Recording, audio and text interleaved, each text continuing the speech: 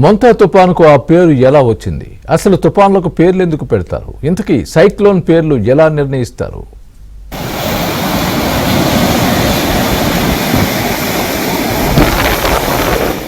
ఆంధ్రప్రదేశ్కు మోంతా తుఫాన్ ముప్పు నెలకొంది.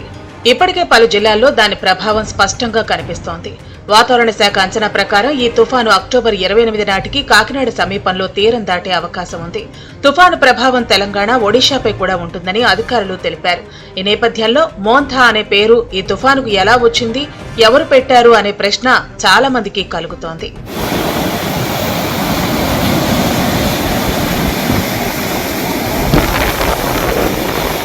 ఉత్తర హిందూ మహాసముద్రం పరిధిలో ఉన్న దేశాలు తుఫానులకు పేర్లు పెట్టే సంప్రదాయం కొనసాగిస్తున్నాయి.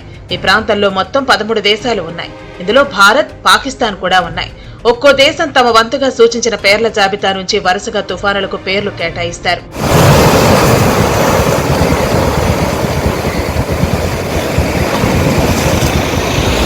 మోంతా అనే పేరును ఈసారి థాయిలాండ్ దేశం సూచించింది.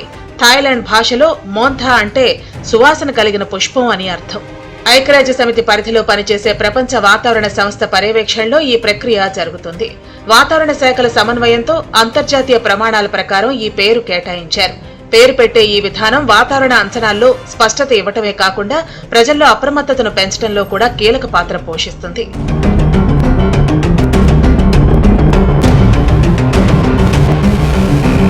లింగం, మతం, రాజకీయాలు, సంస్కృతి పరంగా పేర్లు తటస్థంగా ఉండాలి. ఎవరి మనోభావాలను దెబ్బతీయకూడదు. పేరులో గరిష్టంగా 8 అక్షరాలు మాత్రమే ఉండాలి.